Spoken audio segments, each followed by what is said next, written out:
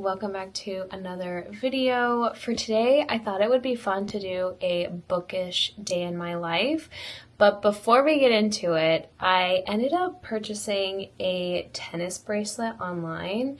And if you guys have read the book Once Upon a Time by Stephanie Garber, I relate to Evangeline so much. I just love her as a character, that she's so soft and feminine, but she's still very heroic. And there's a quote from, I believe, the second book that I loved so much. Hold on, let me actually grab it really fast. Okay, so it's from The Ballad of Never After, and let me see where it is. It's from chapter 25. The very first sentence says, Evangeline was not too proud to admit that she was easily dazzled. She liked pretty stories and pretty things. So yeah, that is why I relate to Evangeline, and I just really appreciate how soft and feminine she is. I still enjoy my fantasy warrior female main characters, but I really liked that she was very girly, but still really brave and courageous. And I just liked that messaging, that it's okay to like sparkly things and to be girly, but still be brave, you know? Anyway, so yes, I did get a tennis bracelet. I've wanted one for so many years. It does occasionally pinch a little bit, but I think that's kind of the nature of having such a fluid bracelet with these links that move. It may pinch sometimes.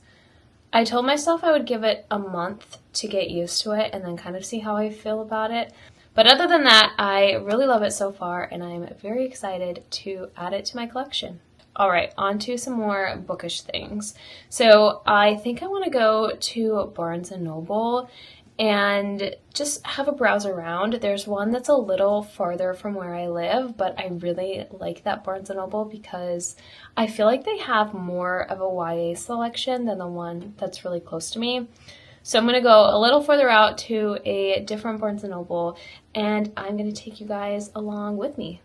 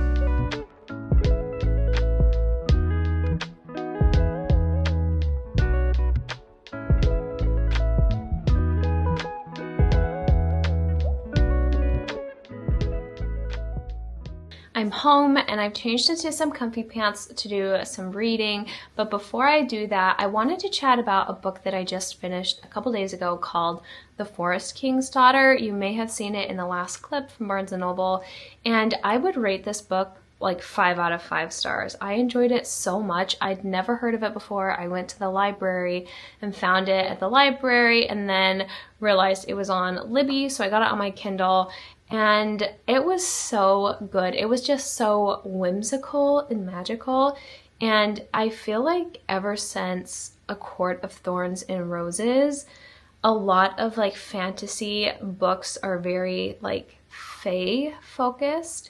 And there weren't any fae in this book, but there was still a lot of magical creatures. And I just thought it was such an original, fresh idea. There's enemies to lovers, and the story just felt so unique to me, and I was genuinely just so excited to sit down and pick it up and continue reading. 5 out of 5. I highly recommend you check it out, and I'm very excited to see what the next books are going to be about because I feel like it wrapped up pretty well, so I'm not sure if it's going to be a series or if the next books in the series are going to be about different characters. Very curious to see. It's not going to come out for a while because I believe that was just released this year, so I will definitely put it on my list to keep my eye out for when the next books come out. Now, I know I just said it was nice to read a fantasy that wasn't completely about fae, but I am currently reading The Rose Bargain by Sasha Payton Smith. This book does have fae in it, but this is like The Selection meets Bridgerton meets fae.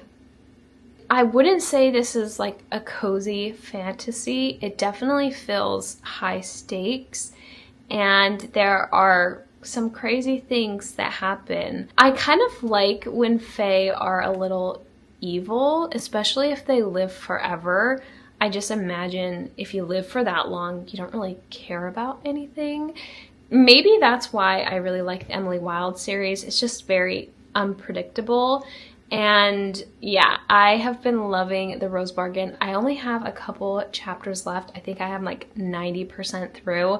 So I'm going to finish this up and then give you some final thoughts on what I think about it.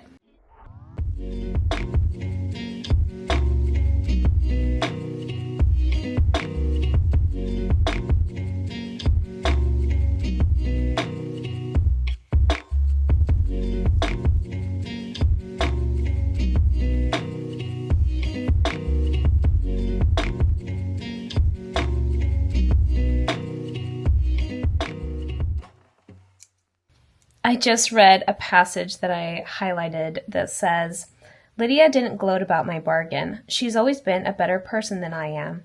She just said, 'It looks like we're both exactly the same kind of stupid,' which almost makes me laugh." That's definitely something a sibling would say. I thought that was funny. We're both exactly the same kind of stupid. I have just finished reading The Rose Bargain, and I would rate this 5 out of 5 stars. I've just been finding such good books lately, so that is very exciting. I thought that the historical fantasy blend in this book was really fun, and I really liked the dynamics between all of the girls that were competing with Bram. And I liked the fact that they all became friends in the end, even though they were like pitted against each other to compete with one another. And I just liked the fact that they formed this sort of sisterhood at the very end. And yeah, I really enjoyed it. I wonder if Sasha Payton Smith has any other books. I've never heard of her before. So let me actually look her up on Goodreads really fast because I'm very curious. Okay, here she is on Goodreads, and it actually looks like she has another series published called The Witch Haven. That's the first book, and then the second book is The Witch Hunt. I may need to read those as well because I really liked The Rose Bargain, so those will be going on my TBR for sure. Okay guys, thank you so much for spending a bookish day in my life with me. If you've read The Rose Bargain, let me know what you thought about it. Let me know what you rated it. And I'm going to end this video here. Thank you so much for watching, and I will see you guys again very soon. Golden, golden things. Golden, I follow only golden.